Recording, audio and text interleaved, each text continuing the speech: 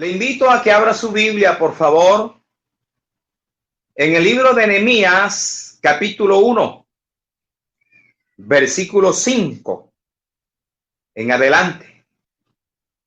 La palabra del Señor dice de la siguiente manera: y dije, te ruego, oh Jehová, Dios de los cielos, fuerte, grande y temible, que guarda el pacto y la misericordia a los que le aman y guardan sus mandamientos. Esté ahora atento tu oído y abierto tus ojos para oír la oración de tu siervo, que hago ahora delante de ti día y noche por los hijos de Israel, tus siervos, y confieso los pecados de los hijos de Israel que hemos cometido contra ti, si yo y la casa de mi padre hemos pecado. En extremo nos hemos corrompido contra ti, y no hemos guardado los mandamientos, estatutos y preceptos que diste a Moisés tu siervo. Que Dios nos bendiga a través de su bendita y poderosa palabra. Oramos nuevamente. Señor, la presentamos delante de tu presencia. Háblanos, edifícanos, consuélanos, rétanos a través de tu palabra. Y que los amigos que también nos están viendo y escuchando sean convencidos por tu palabra. Gracias por la iluminación e inspiración. En tu nombre para siempre. Amén y amén. Les comparto en esta noche la primera parte de una palabra que lleva como título: ¿cómo orar en tiempos difíciles? Una pregunta retórica. Y bueno, para el cometido o para el desarrollo de esta palabra, me voy a concentrar exclusivamente en la oración que hizo Nehemías por su pueblo, por el remanente que estaba ya en Jerusalén en una situación crítica y bastante paupérrima. El nombre Nehemías significa consolador o Jehová consuela. El Nehemías que nos consuela hoy es el Espíritu Santo, nuestro Paracletos. Y le voy a compartir los primeros dos principios de cómo debemos orar en tiempos de crisis. No sin antes, mi amada iglesia, tengamos un poco en cuenta el contexto y que hablemos un poco del trasfondo histórico de lo que les voy a explicar para poder entender bien el mensaje. De la situación del pueblo de Israel en la época de Nehemías en Jerusalén. Si usted se lee los primeros versículos de este capítulo 1 del mismo libro de Nehemías, usted va a encontrar que Nehemías estaba en Susa. Era la capital del reino persa en la época. Y uno de sus hermanos, en compañía de otros, digo hermanos, refiriéndonos a su nacionalidad, llamado Anani, vino con una comisión a visitar a Nehemías, tal vez a contarle la situación que ellos estaban viviendo en Jerusalén. Y Nehemías se les adelanta cuando ellos llegan y les pregunta por todos los judíos que habían escapado y que habían quedado de la cautividad y por Jerusalén. Y Nehemías lo pregunta, iglesia amada, porque él sabía lo que estaba pasando allá. Él sabía, por ejemplo, que el imperio de Babilonia, bajo el reinado de Nabucodonosor, cuando invadieron a Jerusalén, algunos judíos los habían matado, a otros los más prominentes, como Daniel y sus compañeros, como el mismo Nehemías, entre otros, fueron llevados cautivos a Babilonia. Y a un pequeño grupo, lo que aquí en el versículo 3 se llama remanente, los dejaron en la provincia de Jerusalén.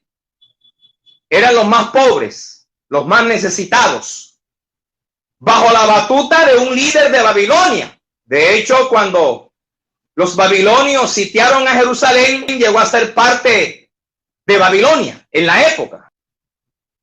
Y cuando Nehemías pregunta por ellos, la respuesta que le dieron no fue la mejor.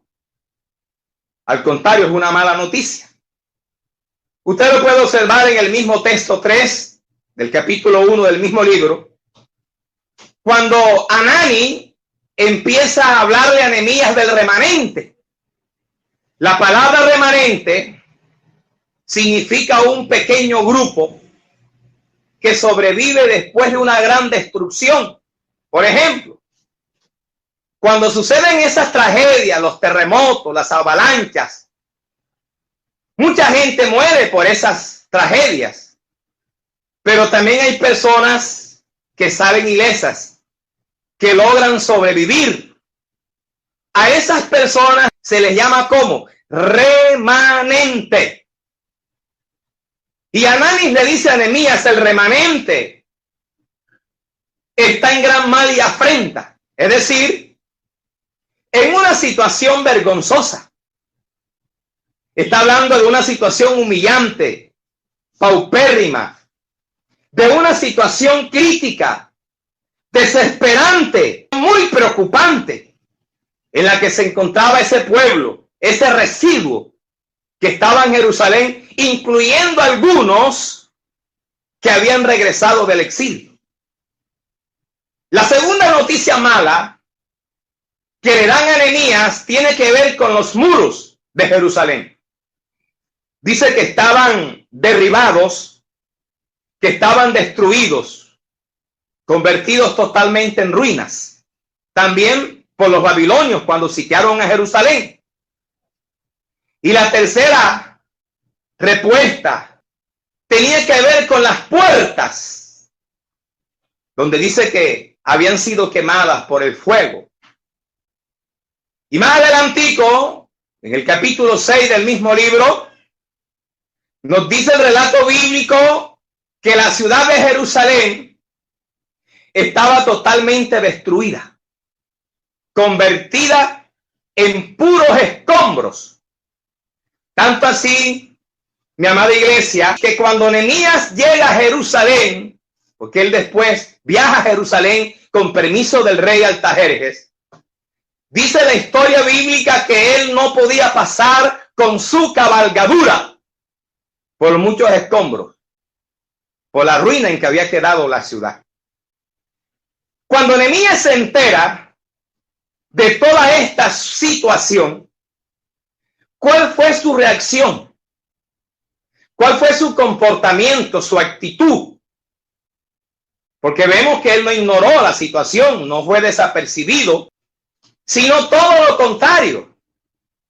El escritor sagrado, que es el mismo Nehemías, nos dice que cuando él escuchó eso, esa noticia, lo primero que hizo fue sentarse. Literalmente, como usted lo está escuchando, Nehemías se sentó.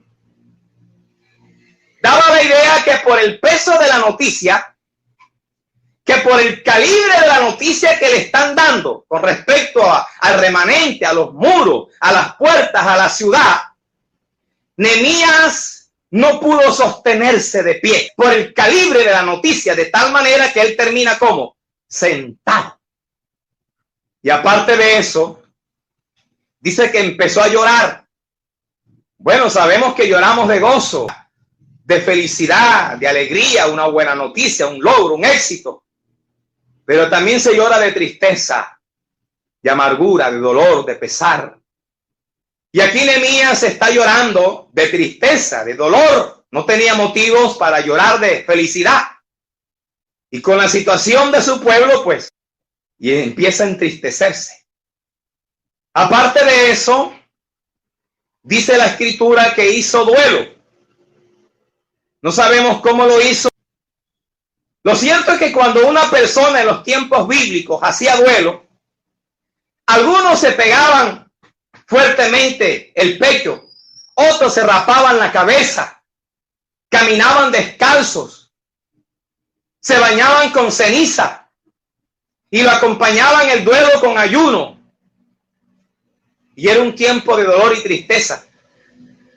Pero cuando alguien hacía duelo, era porque algo grave estaba pasando. Y de verdad que algo grave, pero grave, estaba sucediendo con el remanente, con los muros, con la ciudad, con las puertas. Así como ya se lo expliqué. Y hace duelo. Bendito sea su nombre.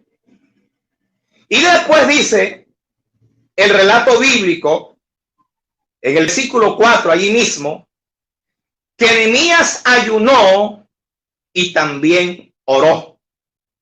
En otras palabras, como decimos nosotros, se metió en ayuno y oración a favor del remanente de Jerusalén, a favor de los suyos. Empezó a ayunar y empezó a orar a favor de su pueblo que estaba sufriendo en la provincia de Jerusalén. Qué buen ejemplo, ¿sí o no? Que también cuando nos enteremos de las situaciones de los nuestros, que cuando se nos informen las situaciones críticas y difíciles de nuestros hermanos, también podamos meternos en ayuno y oración a favor de ellos hasta que Dios solucione el asunto, hasta que Dios se glorifique, hasta que Dios haga el milagro. Ustedes se acuerdan de Pedro cuando estuvo preso. Mientras él estaba ya en la cárcel, dice que la iglesia primitiva oraba sin cesar hasta el día que salió. De hecho, cuando Pedro sale, cuando él llega a la casa donde están reunidos, los encontró todavía orando. Qué maravilla por eso. Así que, mi amado, motivémonos a orar por los nuestros, a orar por la iglesia, a orar por los hermanos, por los amigos, por las personas que están en situaciones difíciles, en situaciones críticas, en situaciones paupérrimas, como la del remanente que aquí Nehemías relata. Ahora bien, ¿cómo fue la oración que hizo Nehemías partiendo de esta base, de este contexto que te he explicado? Porque si dice que él ayunó y oró, pero ¿cómo lo hizo? ¿Cuáles fueron los elementos que Nehemías tuvo en cuenta mientras oraba por el pueblo, por ese remanente en tiempos difíciles? Vamos con la primera inmediatamente. Oró rogándole a Dios. Empezó con una oración de ruego. Y usted lo puede ver, mi amada iglesia, en el versículo 5, la primera partecita. Te ruego, oh Jehová.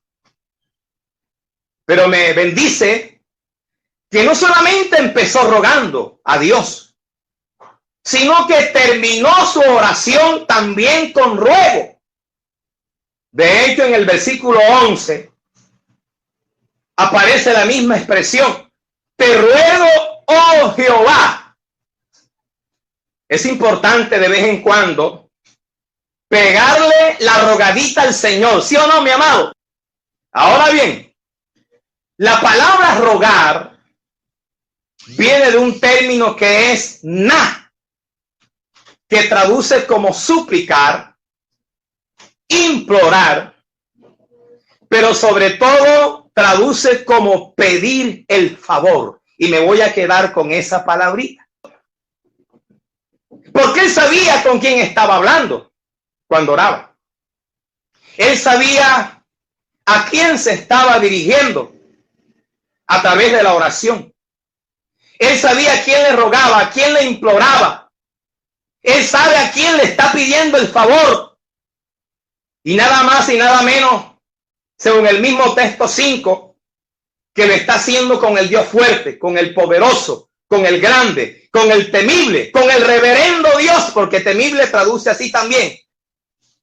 Y por lo tanto él entiende que no podía dirigírsele a Dios de cualquier manera irrespetuosa, Él entiende que no puede dirigirse a Dios, al grande, al temible, al poderoso, de cualquier manera grotesca, sino de una forma respetuosa, humilde, con respeto y con reverencia. Y esto lo digo, mis amados hermanos, haciendo un paréntesis. Mucho cuidado con la manera en la que estamos dirigiéndonos a Dios, con la manera de hablarle, con la manera en que nos comunicamos con Él. Entendamos que nuestro Dios merece respeto, reverencia. Recuerde que Él es el creador y nosotros somos los creados. Él es el Padre y usted y yo somos sus hijos. Pero a veces invertimos el orden. Y a veces tratamos a nuestro Dios como, perdóname el término, como si fuera un muñequito. Lo tenemos como el Dios que hace mandado. Y así no es. Y a veces le hablamos, mi amado, nos dirigimos a Él de cualquier manera. Lo interrogamos, lo murmuramos, lo censuramos, lo culpamos. Ahora bien, esta oración con ruego que Nehemías está haciendo por el pueblo, eso a él le implicó dolor. Escuche esto que es interesante. Le implicó compungirse delante de Dios, llorar en la presencia de Dios, porque si lloró cuando recibe la noticia, ahora imagínate cuando está orando por el pueblo, por el remanente. Y yo me baso a esta expresión, la vuelvo a leer en el versículo 5, cuando dijo, te ruego, oh Jehová. La segunda partecita, oh Jehová, traduce como, ay Señor. Un ay sin H. Ay de dolor. Y esto nos habla, mi amado, que es una oración con ruego a otro nivel, diferente a las oraciones normalitas que hacemos. Y este tipo de oración con ruego, con estas características, solamente son posibles en el Espíritu, con E mayúscula. Y el apóstol Pablo, recuerde que el Antiguo Testamento lo filtramos con el Nuevo. Y Pablo dijo en Efesios, capítulo 6, versículo 18, abro comillas, orando en todo tiempo, con toda oración y súplica. Ahí está, aunque la palabra súplica aquí también traduce como algún tipo de oración de petición, pero también traduce como ruego en el Espíritu. ¿Cómo así? Que debemos orar con toda oración y súplica o ruego en el Espíritu. ¿Qué significa en el Espíritu? Hombre sencillo, amado, que son oraciones guiadas, dirigidas, inspiradas por el Espíritu, refiriéndonos al Espíritu Santo. Que son oraciones de acuerdo a su voluntad. En el Espíritu también traduce orar en, por medio de, con la ayuda de, en la esfera de, y en conexión con, en este caso, con el Espíritu. También traduce esa expresión orar en el Espíritu como una oración en el poder del Espíritu. Está hablando de una oración efectiva, ferviente, intensa, al estilo Jesús cuando oró en Getsemaní, que a pesar de la tristeza que tenía, porque ese fue el momento más difícil para Jesús. No vaya a pensar que el momento más crítico fue en la cruz, no, fue en Getsemaní, donde él estaba luchando consigo mismo. Y que dice la palabra que su sudor eran como grandes gotas de sangre. Y aún así dice que oraba intensamente. Y quiero aquí terminar esta parte de la oración de ruego en el Espíritu, que no necesariamente tiene que ser hablando en lenguas, aunque hablemos en otras lenguas. Es una bendición hablar en otras lenguas, nos edificamos a sí mismos.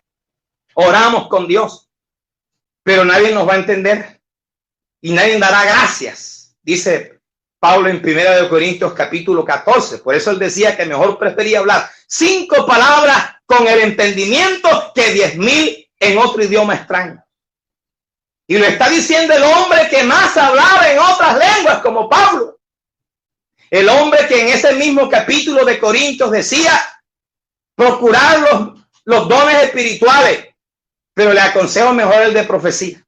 Era mayor que el de lengua. Entonces, orar en el espíritu no necesariamente tiene que ser hablando en otras lenguas, porque si fuera así, entonces los que no hablan en otra lengua, entonces no orarían en el espíritu. Entonces, hablemos en lengua o no, es posible orar en el espíritu, con estas características y explicaciones que le he dado.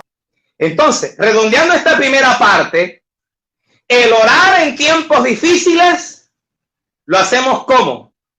Rogándole a Dios, incluyendo el dolor que uno siente cuando ruega, la manera como se compunge uno, cómo se quebranta uno cuando ruega. La segunda razón o el segundo principio más bien de cómo debemos orar en tiempos difíciles es que aquí Nehemías alaba al Señor, reconoce ciertos atributos divinos, reconoce su naturaleza, la de Dios, y reconoce su carácter. ¿Dónde lo vemos? Bueno, seguimos ahí en el mismo texto 5. Miren que después que él dice, te ruego, oh Jehová, él empieza a mencionar varios atributos divinos. Y de esta manera, reitero, está reconociendo la naturaleza y el carácter de Dios. Él empieza así, Dios de los cielos, o Dios celestial. Porque recuerde que ese es el trono de Dios, como dice Isaías 66:1. Su habitación, su morada está en el tercer cielo. Y él empieza reconociendo eso. Después dice, Dios fuerte, es decir, poderoso, guerrero, gigante.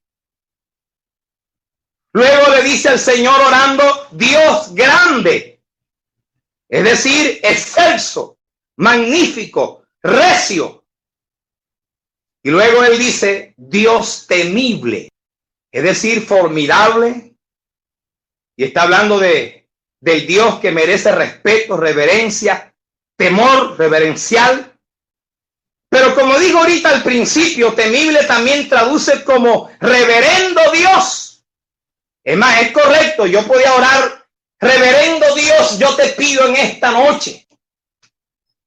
Y luego, al final del versículo 5, Nehemías dice, Dios que guarda el pacto, el verí, traduce como promesa, como alianza. Y también Dios que guarda su misericordia a los que le aman y cumplen sus mandamientos. ¡Qué bendición! ¿Sí o no? Aquí hay una condición para que Dios cumpla el pacto, para que Dios cumpla su palabra, para que Dios cumpla sus promesas, para que Dios cumpla su alianza. ¿Cuál es? Que lo amemos y que guardemos su palabra, sus mandamientos, su precepto. Para ellos eran los que guardaban la Torá, la ley que Dios le dio a Moisés. Para nosotros es guardar su palabra que está aquí, la tenemos más completa.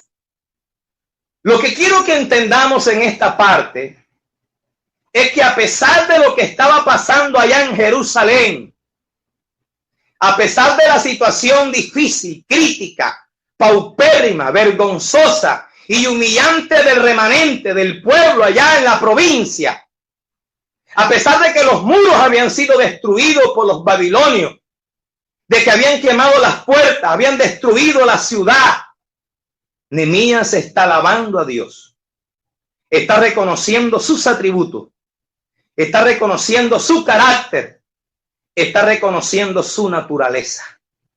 No lo vemos por ningún lado renegando de Dios. No lo vemos culpándolo. No lo vemos cuestionándolo. No vemos a Nehemías censurando al Señor, murmurando de él, criticándolo. No lo vemos diciendo, Señor, ¿y qué pasó aquí? ¿Por qué usted permitió eso?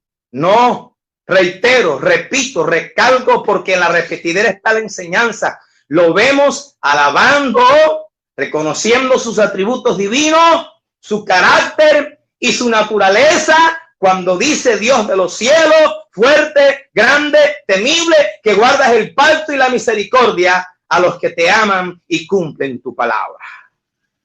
De manera, amada iglesia, milagro de Dios. Este es el segundo paso, por decirlo así, de cómo también podemos orar en tiempos difíciles, en tiempos críticos. Mire, con toda esta situación que estamos viviendo, valga la redundancia, a nivel mundial, podemos alabar al Señor aún así.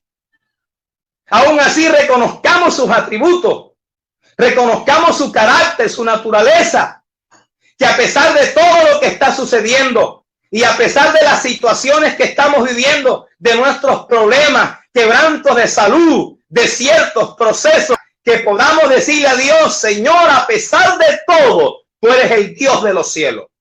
Me siento así, me siento asado, pero eres el Dios fuerte, grande y temible.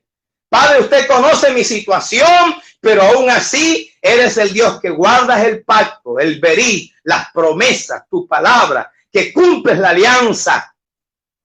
Y eres el Dios misericordioso, compasivo, como Nehemías lo dijo.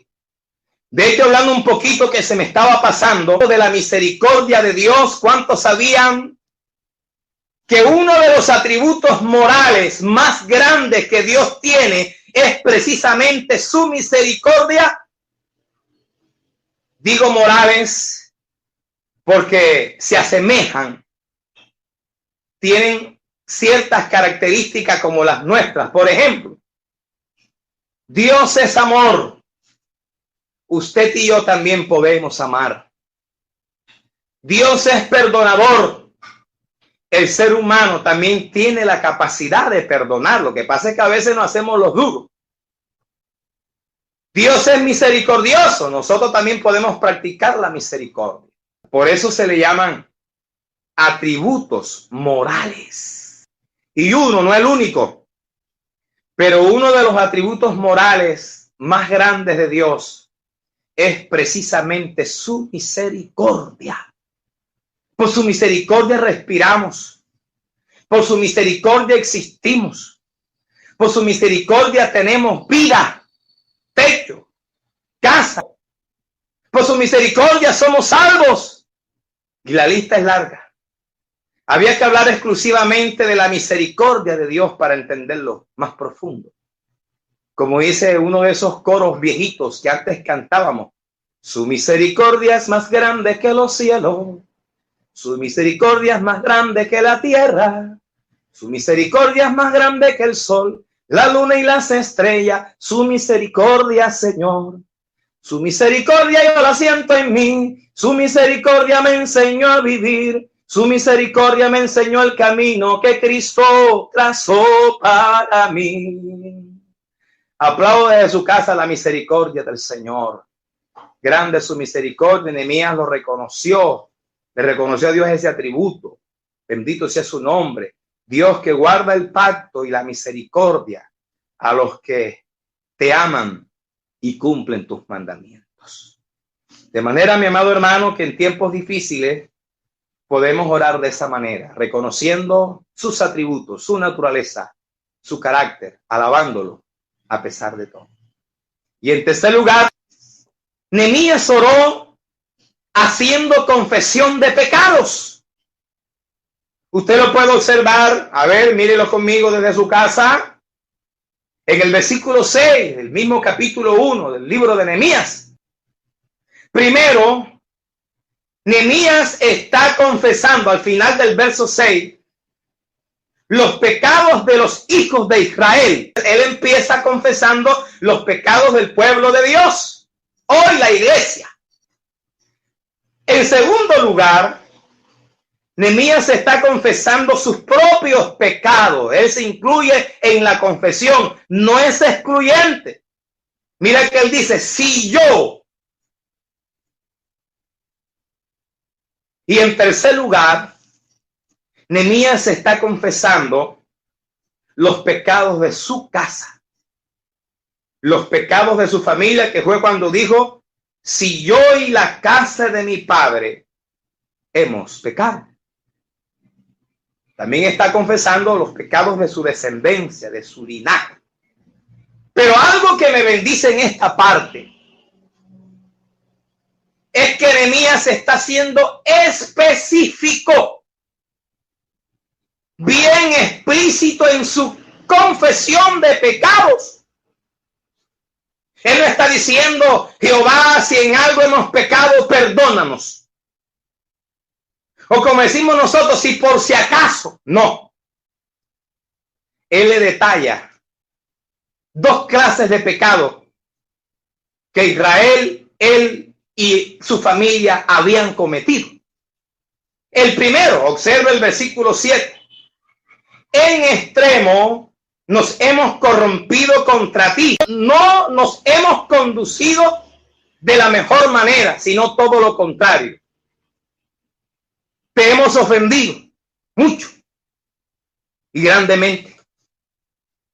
Hemos actuado muy mal. Miren lo que le está diciendo cuando le expresa en extremo, en exceso y grandemente nos hemos corrompido.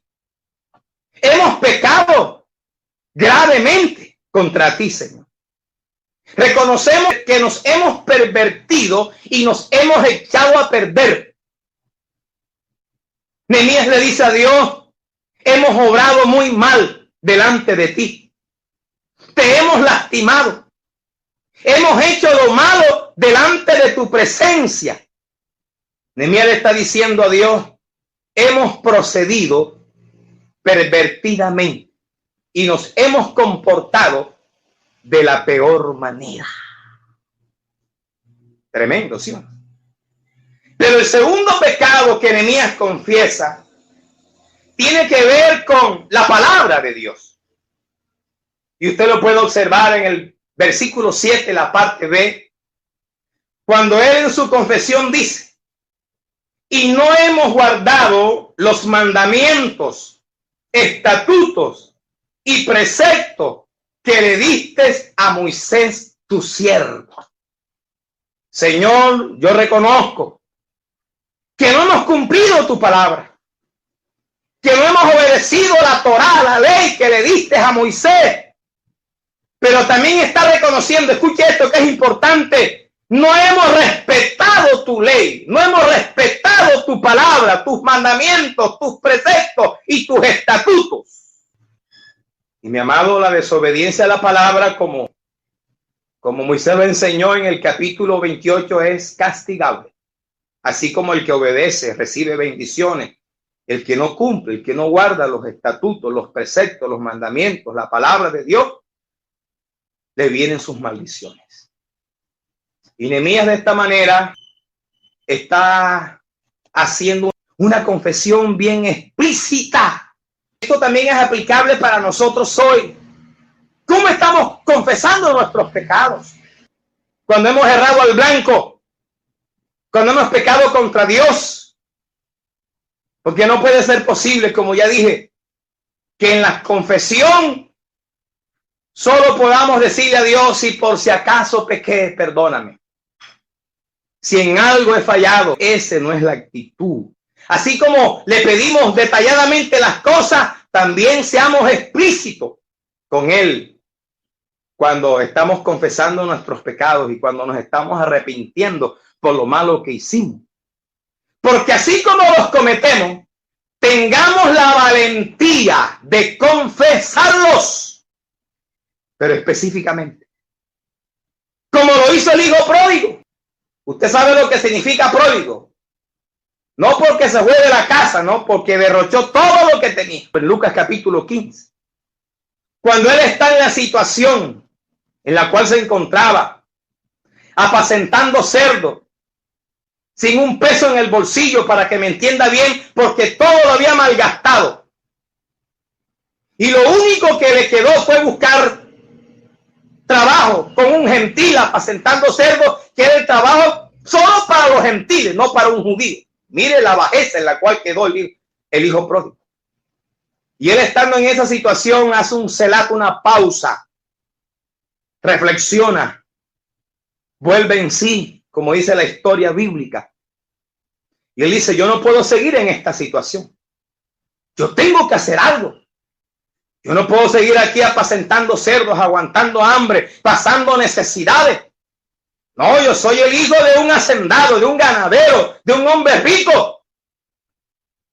Y él reconoce que por haberse ido de la casa, que por haber dejado a su papá, que por haberle deseado la muerte cuando pidió la herencia, porque al pedir la herencia le estaba diciendo al viejo, muérete.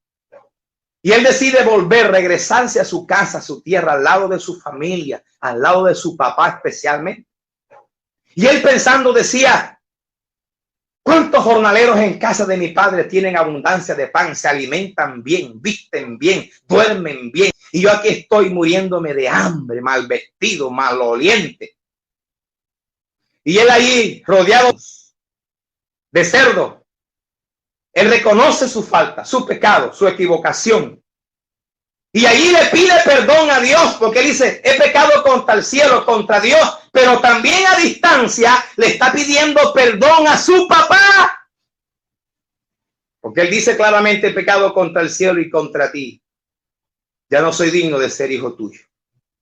Y cuando él regresa a su casa y que su padre lo ve de lejos, oiga, estaba viejo, pero todavía tenía buena vista, que lo reconoció, que él dice, allá viene mi hijo, el que se fue tantos años atrás.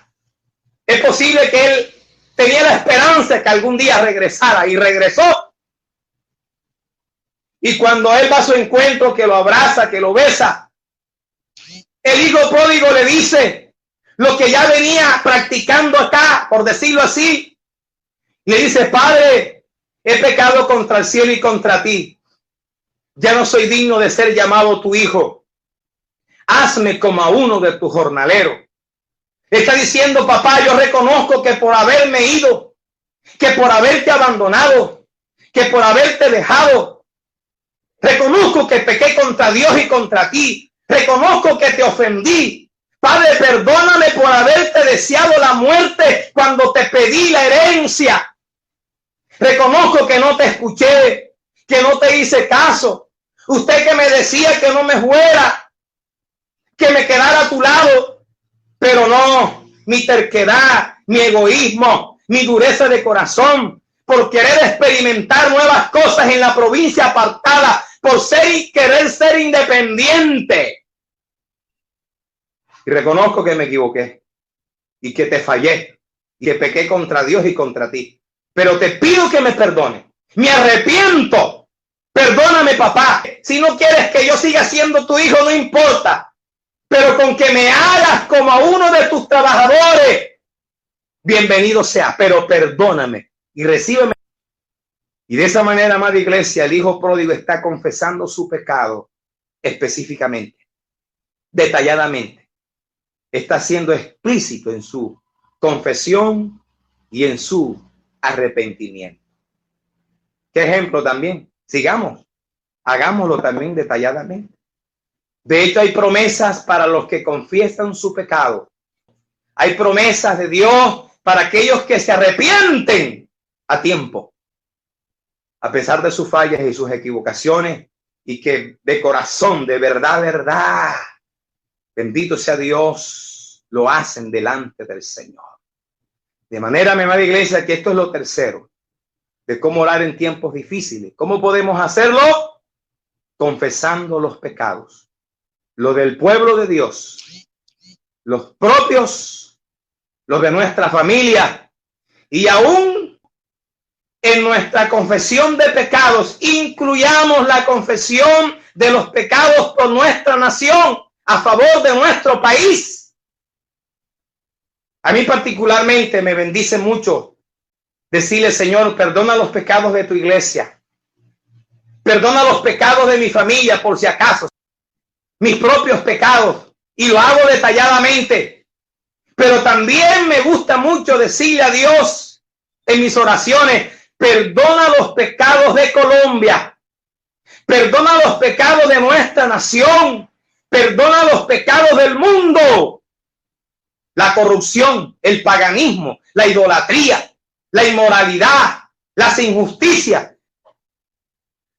Y ellos no lo van a hacer, pero usted y yo hagámoslos por ellos. Señor, perdona los pecados de nuestros pueblos, de nuestro departamento, de nuestro país. Y téngalo por seguro que Dios nos va a escuchar.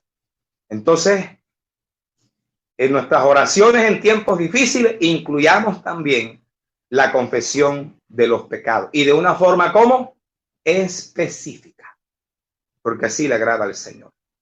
3 cositas que te he compartido en esta noche con respecto a este tema. La primera parte que hemos titulado ¿Cómo orar en tiempos difíciles? ¿Cuál es la primera? Recordémoslas. Rogándole a Dios. La segunda, reconociendo sus atributos, su naturaleza y su carácter. Y la tercera, confesando los pecados de una forma detallada. Alabado sea su nombre para siempre.